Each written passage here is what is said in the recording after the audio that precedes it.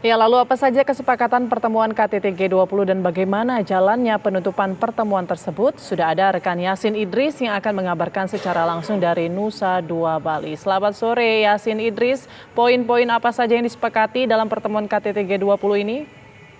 Mencapai target emisi yaitu menghilangkan. Ya, seperti yang tadi sudah disampaikan Presiden Joko Widodo, telah tercapai kesepakatan di antara pemimpin-pemimpin negara di G20 ini. Tentu ini menjadi kabar baik bagi Indonesia sebagai presidensi G20.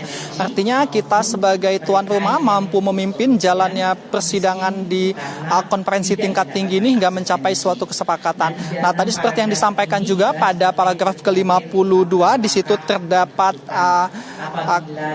proses yang sangat alot di antara pemimpin ini untuk memutuskan tentang para pemimpin negara ini untuk menentang adanya lanjutan serangan dari Rusia ke Ukraina. Dan ini juga sudah disepakati bersama dan meminta agar Rusia menghentikan serangan tersebut tanpa syarat. Dan ini tanpa syarat ini tentunya juga menjadi penegasan yang nyata. Nah, baru saja tadi Menteri Luar Negeri Retno Marsudi juga menjelaskan lebih detail bahwa perundingan ini sudah dilakukan sejak tanggal 10 sampai dengan 14 November yang lalu. Artinya sudah pada tanggal tersebut merupakan putaran terakhir untuk negosiasi, dan di sana juga terjadi negosiasi yang berulang-ulang dikarenakan alotnya untuk menuju kesepakatan ini, sehingga terjadilah pada tanggal 14 di mana Menlu kita juga sudah mengupayakan untuk berkomunikasi dengan seluruh menteri luar negeri yang terlibat dalam G20 ini, sehingga dicapai kesepakatan bahwa meminta supaya Rusia ini menghentikan serangan terhadap Ukraina. Tadi juga dampaknya sudah sangat detail disampaikan oleh Presiden Jokowi, sangat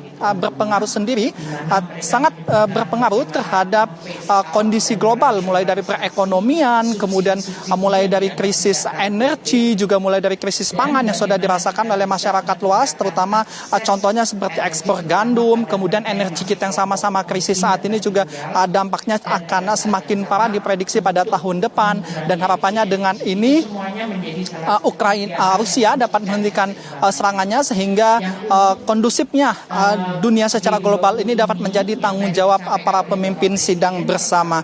Kemudian tadi yang juga menjadi hal penting masalah pandemic funding yang saat ini sudah terkumpul 1,5 miliar US dollar, di mana sekitar 50 juta US dollar sudah disumbang oleh Indonesia, dan Presiden Jokowi berharap ini semua negara-negara juga ikut terlibat, sehingga target yang diharapkan adanya 31,1 miliar US dollar ini dapat tercapai, sehingga jika ada sejenis pandemik seperti ini lagi, maka dunia dapat saling gotong royong, terutama untuk negara-negara berkembang. Dan dari sisi sektor kesehatan juga diharapkan ini semakin seimbang, artinya negara-negara maju ini dapat melakukan investasi kepada negara berkembang, mulai dari pertukaran teknologi, kemudian juga ilmu dalam pengembangan ilmu kesehatan, sehingga negara-negara berkembang ini dapat mandiri juga dalam hal untuk berbagai macam fasilitas kesehatan.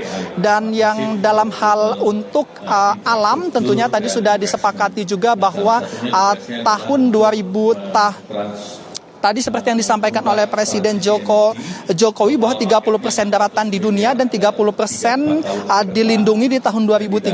Kemudian dilanjutkan untuk secara sukarela dunia ini, negara-negara ini untuk melakukan degradasi, menahan degradasi tanah sampai dengan 50%. Dan ini juga kita tandai dengan adanya tadi acara yang dilakukan di Taman Makruf, yang mana para pemimpin negara ini melakukan tanam bersama, salah satu simbol bahwa Indonesia memang sangat komitmen untuk menjaga alam ini, mengingat saat ini kita dalam krisis perubahan iklim juga. Sementara itu, Putri.